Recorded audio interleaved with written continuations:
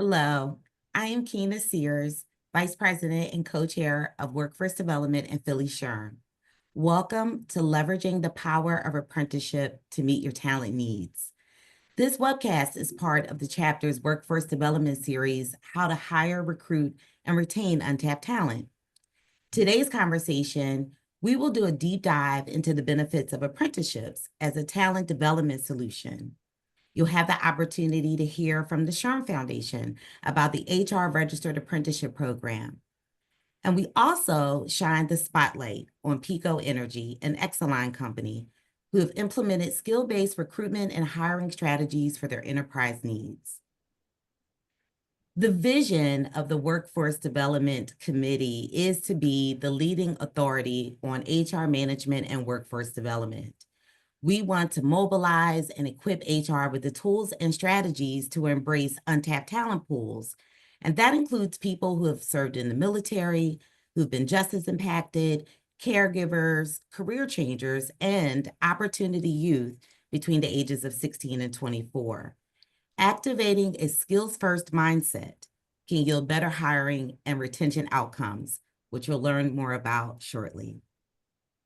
The Workforce Development Support Team includes yours truly, Dawn Bruno, Vice President and Co-Chair, Committee Member Imani Ruffin, and facilitating our conversation today is Shana Savage. Shana, take it away. Thanks, Keena. Hi, we're so happy to have you here today, tuned into our webinar, Leveraging the Power of Apprenticeships to Meet Your Hiring Needs. We have a full agenda here for you today, in which we're going to do a deep dive into Apprenticeship 101 to go over what is apprenticeships, what are the value and benefits that apprenticeships bring to your companies. Then we'll roll into Apprenticeship Spotlight. Once again, we have our employer partner, Pico. We're so happy to have join us today. Then we have the SHRM Foundation going to be sharing about their HR apprenticeship, in which we'll be happy to be piloting this year. And then lastly, our call to action and next steps. All right, so a deep dive into apprenticeships. What are apprenticeships? Apprenticeships are innovative training programs that allow employers to develop and prepare their future workforce while providing individuals with a learn while you earn approach to career development. When I'm always describing apprenticeships, I often liken it to internships because internships is a more commonly used talent approach, right? And so bear with me as I do this comparison to help you kind of wrap your head around what an apprenticeship is. So as we all know, internships are for college students. It's typically a semester in which they have an opportunity to get on the job, hands-on experience. They're exposed to the career opportunities within a company. They're exposed to the culture within the company. They have mentorship and supervision, which then allows them an opportunity to build a network. It's typically, obviously, a paid opportunity. So that's an internship, which we all are familiar with. Very similarly is an apprenticeship. The three most differentiating qualities of an apprenticeship is one, the targeted audience. Apprenticeships are not only for college students. The targeted audience for an apprenticeship is really those who don't have the privilege of the college degree, who don't have that pedigree, right? But still have the skills, the aptitude for that career. They might have gotten these skills from alternative resources. They might be self-taught, or maybe went to a boot camp or a community college, but they are still viable talent that are typically overlooked. So apprenticeships are focused on that untapped talent pool. Also, apprenticeships are paid just as internships are. And another differentiator is that apprenticeships have a higher conversion rate than an intern. All right, some other common components of an apprenticeship, again, that mirrors an internship. Again, it's a paid opportunity. Apprentices are paid employees from day one with benefits because they work full time within the company. They contribute and they're a part of the team from day one. So they are paid as they should be. They are also getting on the job, hands-on training in which they're developing their skills under the mentorship and supervision of someone at your company. They also are gaining industry recognized certifications. And apprenticeships are also very customizable so that you, the employer, you identify what industry certifications are most relevant for your industry. So for instance, I lead an IT apprenticeship program at the School District of Philadelphia. Our apprentices earn CompTIA, Apple, Google, and Cisco certs because that's relevant to our industry. All right. And then there's also, again, the mentorship and supervision that's required for all entry level and early career employees. So that's no different than, again, an internship or an apprenticeship. To the second paragraph, apprenticeships offer a paid job with competitive wages from day one. Combined with the structure of classroom instruction and on-the-job training, apprentices result in the skills and credentials that employers value. In regards to, again, the credentials and that on-the-job training and classroom instruction, some employers front load the instruction and then have the apprentices come for that on-the-job full-time hands-on experience, or you can do it simultaneously. In our apprenticeship, our apprentices work full-time, and in the evenings, they work on their industry certifications. As I mentioned, apprentices have a higher conversion rate than interns at 93%. So 93% of apprentices retain with their employers post completion of the apprenticeship. All right, why an apprenticeship? Why, as an employer, you might be thinking, why should I utilize this talent strategy? It is a proven talent strategy that's been used for centuries by the building trades industry. So I'm sure we all are familiar with the union trades in carpentry and plumbing and electricians. So this has been a workforce and a talent solution that has worked for that industry for centuries. So now companies and other industries have said, hey, why don't we adopt this winning strategy that has been working in the building trades for centuries? Another reason why employers are now employing this strategy to meet talent shortages. And so when the demand starts to outweigh the supply, we have to look beyond our traditional talent pipelines, right? And so that is another reason why employers are now looking at apprenticeship as a talent solution. Also, being able to tap into untapped talent. So many millions of candidates are screened out because they don't have the college degree.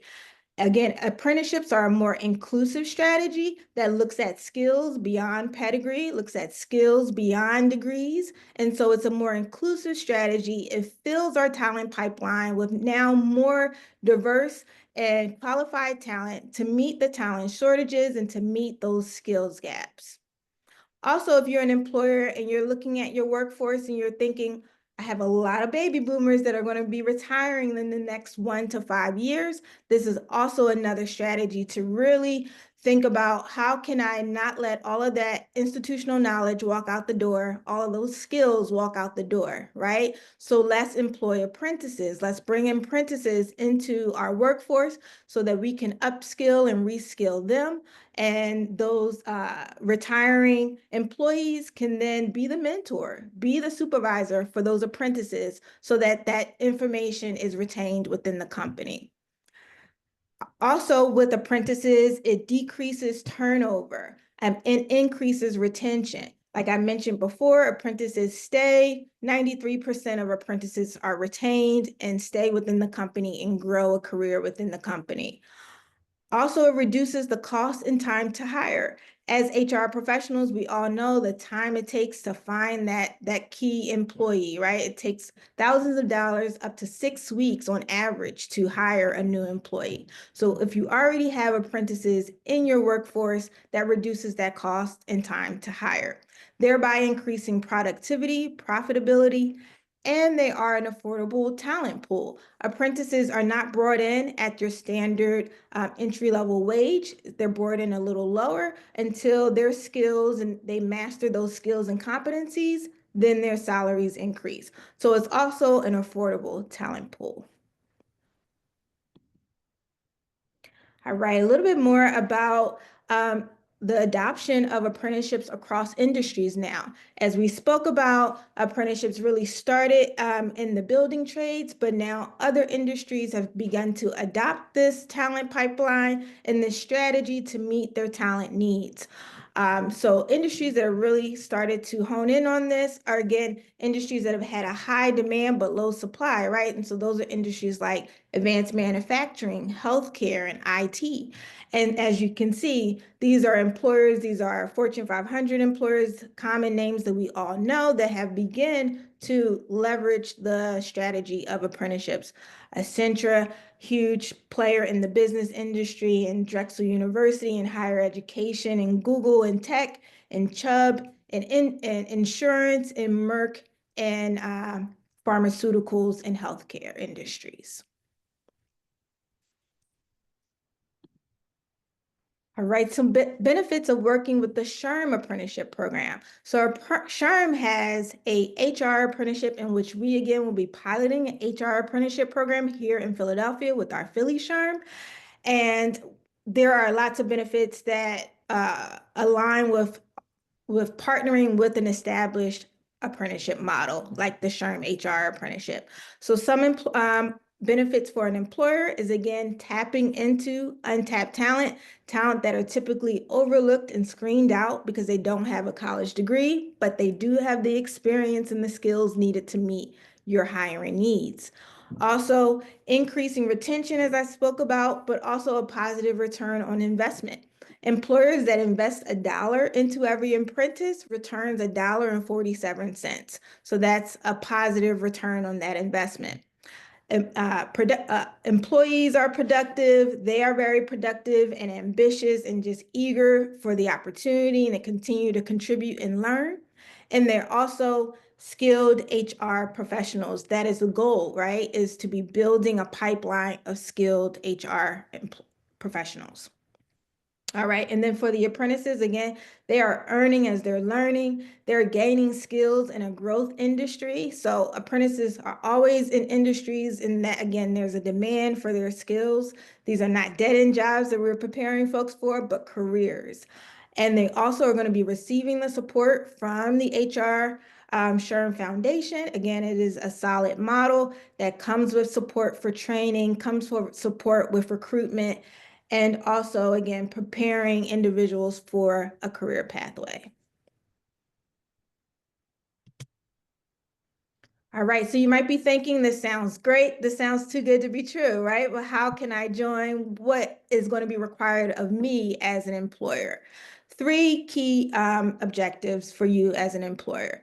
First, to identify who's going to be the best fit to supervise and mentor this apprentice. As I mentioned before, maybe it's someone who is nearing their retirement. Or maybe it's someone who, again, is just looking for leadership opportunities. They may be mid-level and looking for an opportunity to lead and train, right? And so you want to first identify who within your ranks is going to be the best fit to supervise and mentor and develop this new talent pool, right?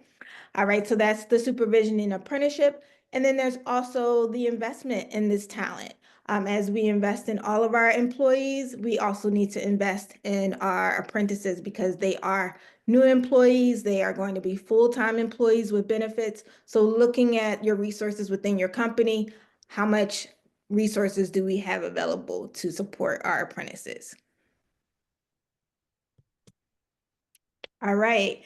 So moving on to now highlighting an employer who's doing the work, right? We want to hear from not just me, but employers that have employed this strategy that is working for them and understand a little bit about how they developed their apprenticeship, how PICO has developed their apprenticeship, what are some of the benefits that they have found from utilizing this workforce strategy. So without further ado, welcome Michelle Wells-Bates to the conversation.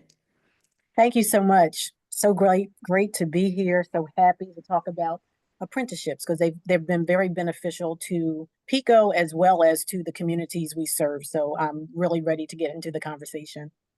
Awesome. Happy to have you. Let me pull up my questions. All right. So tell us a little bit about your role and the PICO Helper Pool Pre-Apprenticeship Program? Sure. So my role is Workforce Development Manager, Outreach and Programs. I am the person that interfaces with nonprofit organizations that provide training to help their clients get wage sustaining employment.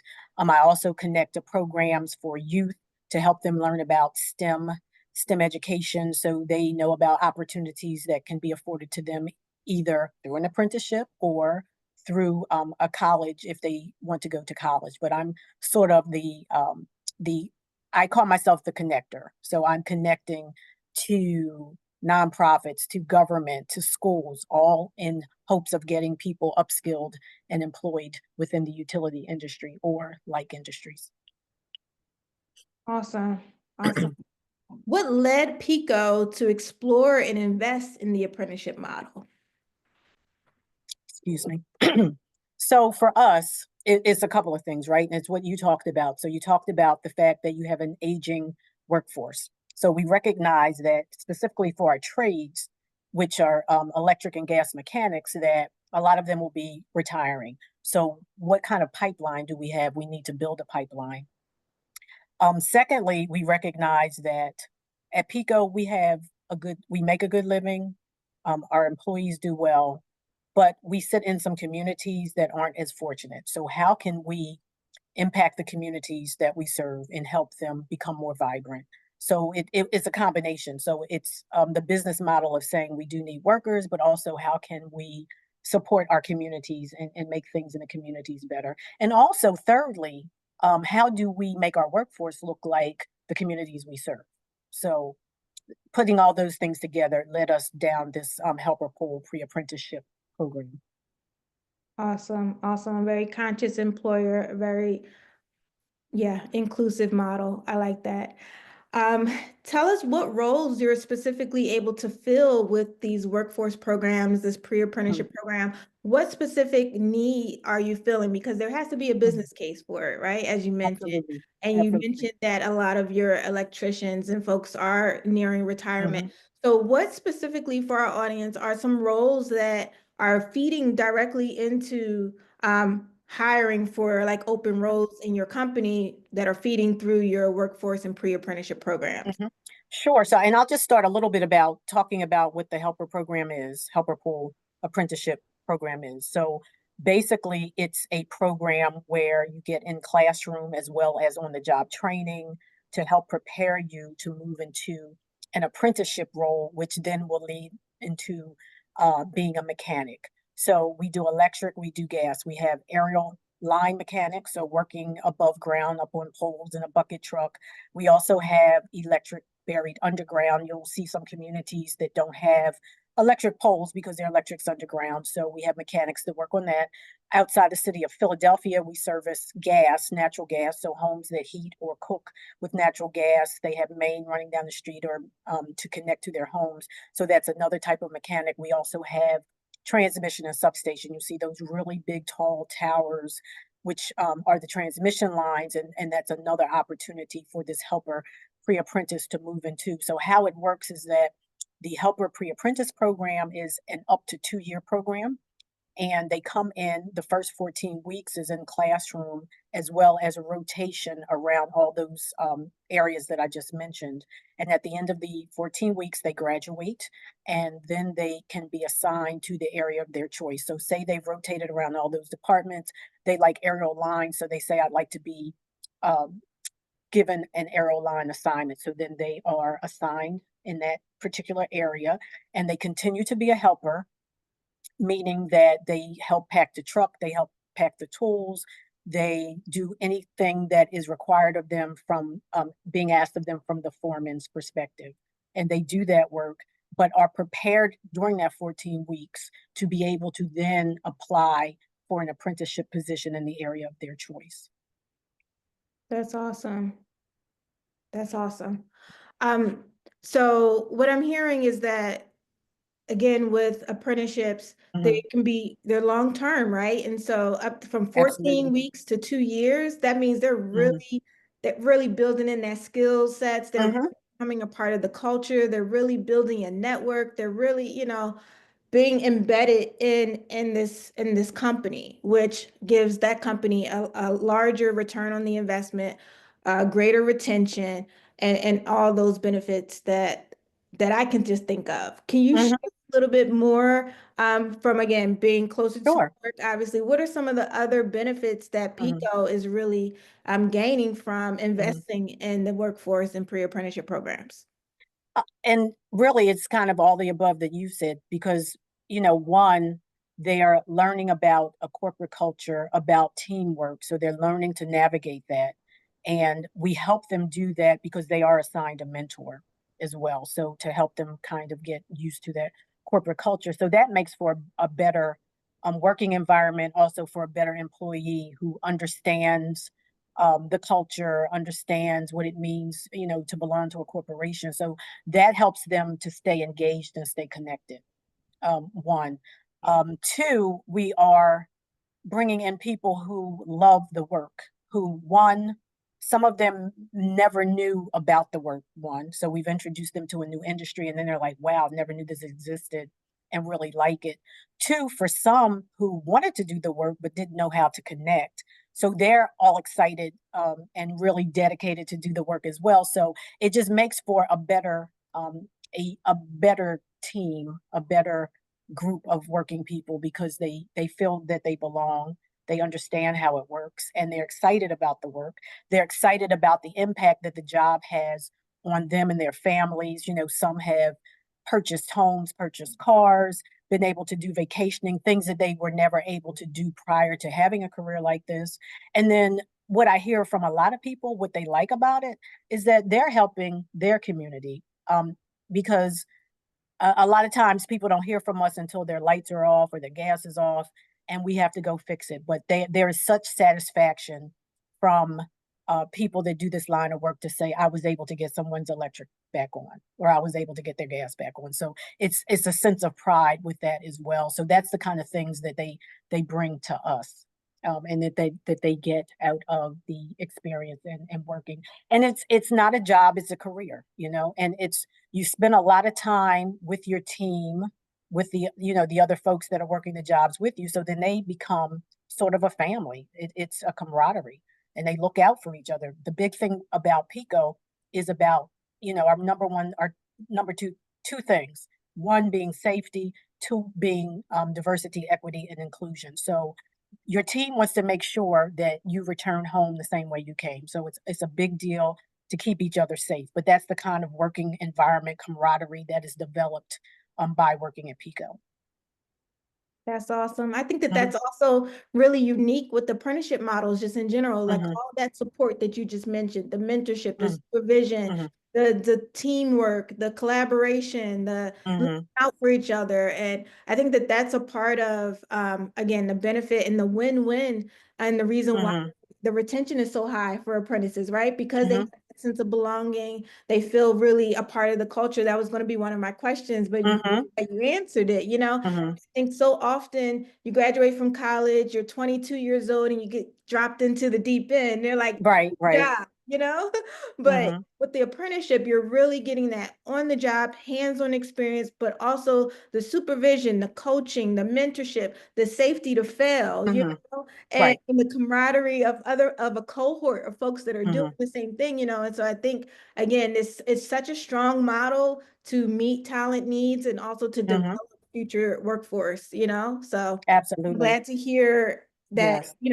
but it's not just a Pico thing too. I would think Mhm. that every apprenticeship that's really, a registered apprenticeship, they have these qualities embedded in them, the mentorship, Mhm. supervision, the wraparound services, all those things that, again, to your point of reaching the community, that you want your apprentices and your Mhm. workforce to reflect the communities in which you serve, right? And Right. so being conscious of the communities in which we serve in the Philadelphia, Mhm. and the poverty rate and unemployment and all those sort of things, people who are underemployed and unemployed, Mhm. being intentional about how do we support them in their success. And so I think that, Absolutely. again, apprenticeships Mhm. kind of inherently have all that in mind. Mhm. And the one thing I didn't talk about, and I don't, you might ask me, but I'll go a little bit deeper into the helper pre-apprentice program. Like what isn't, what does the program entail?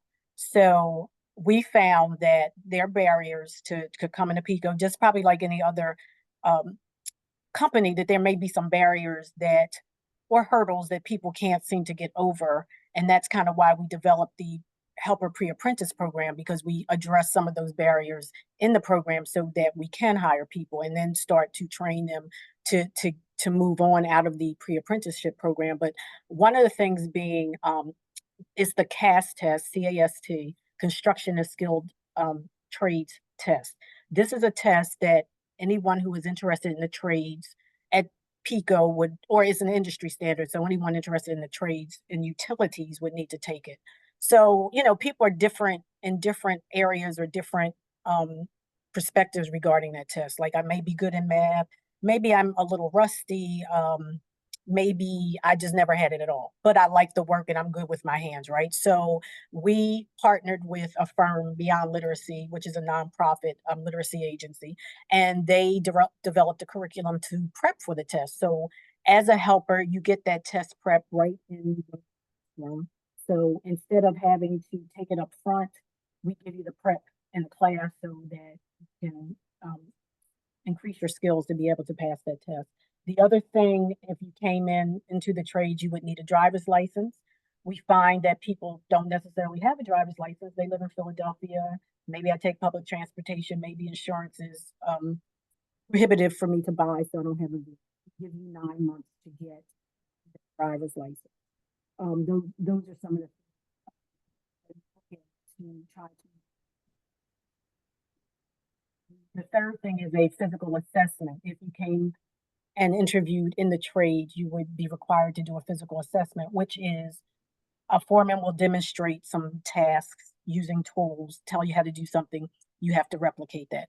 Well, in helper, you get that experience working as a helper, helping the foreman, helping, the other mechanics, so that you learn how to do those things and don't have to be tested up front. So these are things that reduce barriers so people can come in to the program. And then addition, we talked about the mentors being very good, because again, people may not have had the corporate experience navigating teams and not just being used to that environment, but being able to go to a mentor. And it may not just be about your job, it could be about home life too. Like, anything's open. With the mentor, might want to ask about banking. Might want to ask about, how do I buy a car? Those kind of things. So those are some of the things that we built into the program to help to reduce barriers so people could get to this family wage sustaining employment. Awesome. Thanks, Michelle. Mm-hmm. Can you tell us about how you all built the program, how you stood it up, or how did you implement? Were there any, because typically when you're talking with employers, build this apprenticeship or participate in this apprenticeship, it's like, whoa, this sounds like a lot of work, right? And no one is really there to, this is something that'll probably be on the side of someone's desk, right? And so what were some of the challenges or barriers in terms of building and implementing this apprenticeship? And what were some of the successes, again, once it was built and going forward? And I think for us, we were very fortunate that from the onset, we had support, and the support coming top down. So I think that's what made it easy in terms of at least having a concept and saying move forward with it. It did take work with our union, because our helpers are unionized. They belong to IBEW 614. So it did take negotiation with the union and being able to demonstrate the value of the program. So, it's value of pipeline for us. It's also pipeline for them, because we're bringing candidates to them that will belong to the union. So it strengthens their ranks as well as it strengthens our ranks. So really being able to demonstrate that to them and kind of how the program would flow. Certainly it was about curriculum and about really how to bring the different departments together. And I will say that I think one of the best things about PICO is that people have a heart for the work, and they also want to volunteer and be a part of something great. So in terms of standing this up, it was way beyond workforce development. And as they say, it takes a village. It did take a village, because you need other departments to join in as well. So, it's not just the trades, but it's also finance. It's also HR, a really customer service, whomever can come to the table to help stand that up. But people are just so willing because they saw the value and the benefit of bringing such a program like this to fruition. So many hours spent, putting it together, but That was going to be people my really next question. happy, yeah, many hours putting it together. And that's the internal piece, but it's also the external piece, because again, with my role was really to talk to our community partners to say, this is what we have in mind, this is what we're doing. Let you know what kinds of candidates we need to fill these roles. So, it's easy, GED or high school diploma, background check, but it's all about those interpersonal and soft skills too, right? So you may have someone who is on paper qualified to do the work, but how do they show up? What is their attitude like? Are they willing to learn? Are they willing to take criticism? Criticism is a big thing. And if you can't let it roll off your back, then it might be a problem, because our work is dangerous, right? So someone may show you a way to do it that is not dangerous, or that won't um, put you in a unsafe type of situation. So you have to be willing to take that feedback. So if you're one that, you don't like feedback, this might not be for you. Also an attitude of inquisitiveness. So you can't stand on the sidelines and wait for someone to come over to you to say, do this, do that. You need to jump right in. How can I help you? What can I do? I want to learn about this. What does that mean? That's the kind of person. So really talking to our community partners to say, these are the types of individuals that we need to come interview, and really getting them in. So that's many hours too. But so on both phases. So it's working the community partner aspect to bring us the candidates, but it's also working in tandem with other departments throughout the organization to stand up the formal program. Yeah, you touched on a lot of things, just Mhm. thinking about my own work. So first question as a follow-up to that, what was the time frame? What is the leeway if we're telling employers, okay, come on board with our HR apprenticeship, or, building an apprenticeship or participating in an apprenticeship? What is the leeway that folks should think about in terms of implementation? It's going to take, or, building this. This takes 18 months to build. This takes 2 years to build and implement. What was your Mhm. time frame for your I company? would say somewhere between 12 to 24 months. I think we were fortunate in that this concept had been kind of talked about maybe several years ago. So sort of a framework was in the works, but then when the switch was pulled and said go, to put it all together probably happened within a year. Okay, thank you. And then you spoke a lot about the soft skills that you're looking for Mhm, in recruitment. And so being able to be teachable and take constructive feedback, mhm, curious, taking initiative, willing to learn. And, so those mhm. those soft skills, are those really developed in your pre-apprentices? Is that like a part of your pre-apprenticeship RTI or training? And so when they transition into the apprenticeship, they kind of have those skill sets. Or are you looking for those skill sets even in your pre-apprentices? I'm looking for those even in the pre-apprentices, but certainly they are honed or improved once they get into the program. But I think you should come with those skills, and then we can work on some areas. Because and I'll give you an example, because there's some helpers who might have been a little laid back, might have been a little quiet, but they learned along the road that they need to step up and really be engaged and really speak up. And they may have gotten that in the classroom, because we want you to participate during in classroom training. So someone may have spoken to you about that. Mentorship, again, your mentor might have said, these are the kinds of things that you need to be doing. So I think it's a little bit of both. Yeah, awesome. All right, we're going to start to wrap Mhm, up. We have a full agenda, as I mentioned earlier, but this has been a great conversation. I'm going to close out with mhm. why apprenticeships and workforce programs matter at PICO. They matter at PICO because we recognize, one, again, that if we are going to have a workforce in the future and a pipeline, that we needed to be creative in attracting and retaining and training people to fill those positions. It's not so much maybe 30, 40 years ago where folks were very aware of these types of opportunities. There's so many opportunities in so many industries and things that you could be interested in, that we needed to be very pointed and very forward in doing this pre-apprenticeship so we could get people in the door for the pipeline. Again, it's about really helping the community and helping build vibrant communities with people who have family wage sustaining employment. You know, you always hear the stat about Philly being the poorest big city, and how do we really participate and change that? So this is one of the ways that we see of changing that story, that narrative that people always talk about, to really go to the community and let them know what we have, and to be very pointed in getting people in the door to assume some of these roles. So that's, I think, how we see it, how we help it, how we want to continue doing the work that we do. Thank you so much, Michelle. Thank you for Pico and leading the work and being such a shining star, an example of the impact and the importance of this work for our communities, for our Philadelphians, for our economy. It just trickles down, Yes, it does.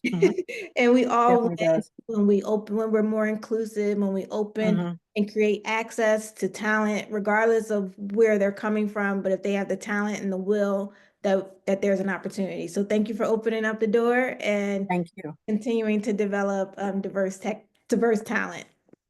Thank you. Thanks, Michelle. All right, passing it over now to Amber from the SHRM HR Foundation to talk more about the SHRM Apprenticeship. Thanks so much, Shayna. Just a quick introduction. Hello, everyone. I'm Amber Douglas, Senior Specialist at the SHRM Foundation. I have been with the SHRM Foundation and SHRM, of course, for 5.5 years. And right now I work specifically on the Foundation's Untapped Talent team. And that ranges from all things military, the military community, individuals with disabilities, second chance work, opportunity youth, and of course, I touch on HR wrap. Like I said, I've been around for 5.5 years, so I was around at the start of the registered apprenticeship program. So I am happy to be here today to talk a little bit about it. Because this is a registered apprenticeship program that was originally funded through the Department of Labor, it does have a heightened sense of rigor to it.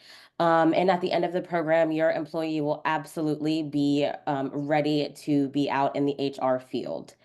This is a learn and earn model, as Shayna spoke about previously. We found that this is crucial because in today's climate and the climate over the past several years, people don't usually have the opportunity to take time off of work in order to learn a new profession.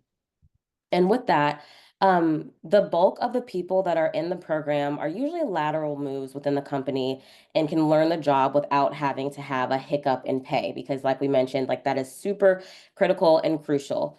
An apprentice for you may have previously been in the accounting department or the marketing department, and their interests have just kind of shifted a bit and they're looking for something new. So that's something that we've seen a lot, is that when a company wants to start an HR apprenticeship program, they usually look right inside the company first before they think about hiring anyone that's external. They love to give opportunity to those internally. While here it shares that this is a 12 to 24-month program, we've been looking more at it, and it seems to be that 18 months to 24 months is a little bit more comfortable to go through all of the curriculum, learn, earn, and complete it. And so with that, when you finish the program, it leads to taking the SHRM CP exam. However, it is not required. Of course, we do encourage it because this is a SHRM program, but it is not required at all. And since you're able to go through the curriculum and learn the ins and outs, why not take the SHRM CP? And of course, we love to say that the employers love to see that on a resume. Should you be at one company and you are a registered apprentice, and then you decide that it's your time to leave and go to another employer, that's a great tick on your resume, I'll say. Of course, you do get to earn and you're able to receive professional development credits, which is a huge part of being SHRM certified. So this is a great way to earn your credits. And as far as the educational requirements go, While apprentices are allowed to utilize other approved technical instruction, we've paired the HR specialist role with SHRM curriculum. So when I say SHRM curriculum, apprentices usually will decide to use the SHRM learning system to help them become more proficient in the HR specialist role. We talk a little bit about the defined wage progression. And so with this registered HR apprenticeship program, the program is designed to bring a person into your organization at a slightly lower cost. And then as the program is completed, you'll be given that exact pay as if you were someone that was coming in on a more traditional pathway to that position. So we say that there is about 2,000 hours of work that goes into the program. And like I mentioned, that's over 18 to 24 months. And of course, there's about 144 hours of technical training that goes along with that. A plus is that you're able to craft the employee the way that you want. I mentioned internal employees making this lateral move. They already do know that culture. And if it's somebody coming from externally, you're able to take that time to allow them to be immersed into the culture. And of course, that employee will have the exact skills that a company has always been looking for. Go ahead and move to the next slide, Shayna. Thank you so much. And as far as the investment of having a registered apprentice at your company, of course, you get the full-time employee. And I mentioned that there was a defined wage progression in that. It's slightly prorated at first, but then as we get to the end of it, you're at that pay that the company would pay otherwise. There is, of course, the supervisor's time. And if the position was one that you were going to have anyway, then that supervisor's time has already been calculated into the day-to-day that you need to have that mentor and supervisor for the apprentice. And then for the educational component, there's, of course, the related technical instruction. And I mentioned before that a lot of apprentices lean into using the SHRM learning system for that as well. And then lastly, like I mentioned, should the apprentice decide to take it, there is the SHRM CP exam, and that's an upside if the staff member is SHRM certified as well. Some of the offsets to help with the cost of having an apprentice at your company would be WIOA. So there's opportunities for workforce funding through WIOA, and that flows directly to your local workforce boards, and your company could try and research and utilize that. There's the state programs, and I'm sure that Pennsylvania has a ton of programs that you all would be able to look into and offerings that when starting the pilot, Shayna, and with Philly SHRM, you guys would definitely want to look into some of that. And of course, we're here to help dig into anything that we can help you guys find. There's tax credits, and of course, there are the population, excuse me, specific funds. And with that, it's just related to the demographic of the apprentice, the geographic location, and a little bit of the company background. So you take lots of things into consideration when finding those specific funds as well. And as we mentioned, apprentices are just loyal and very enthusiastic employees. They're grateful to have the position and to have learned as much as they do. Shayna, you also mentioned the retention rate, and according to the Department of Labor, it's 90+% with a mutual retention rate. So not only does the company retain, but the employee also wants to stay at that company when they finish the program. And that's a great way to fill a slot on a reduced cost. An important piece that I did want to mention as I wrap up is that the SHRM Foundation is finalizing a partnership that is scheduled to launch relatively soon, actually this spring, that will expand and enhance our registered apprenticeship program. We'll be reaching out to everybody that has expressed interest in the program, and we're very, very excited to share the new features and benefits. I'm thinking it's going to be about April, May-ish timeframe. So this is perfect that you guys are about to pilot your program. So definitely stay tuned and stay connected with me. I'll be sure to funnel any information your way. We're so excited that you guys are looking to do this. This is something that's near and dear to us. And as always, we are here to support Philly SHRM in any way that we can. So thank you for allowing me to share a little bit about our registered apprenticeship program. And I will now pass it over to Dawn. Hey, hello, everyone. Well, first off, I'd like to thank you, Shayna, for moderating this webcast, and also thank you, Michelle from PICO, for showing up and sharing what you're doing there. And also thank you, Amber, from the SHRM Foundation. So when we now discuss a call to action, so what are the next steps? This is where you can support and be a part of this movement towards skill-first hiring and apprenticeships. So we ask you, talk with your talent acquisition team, your HR director, and business leaders to discuss apprenticeships to meet your need for HR talent. You can also join the SHRM Apprenticeship Employer Cohort for support to implement the SHRM HR apprenticeship model. So on the next slide, you can see that there are 2 QR codes. If you scan the one on the left, you'll complete a short survey and you'll be able to receive both HR, CI, and SHRM credits. And then the code on the right, if you scan that, that's a way for you to stay connected and be a part of our upcoming cohort of employers interested in learning more about apprenticeship opportunities.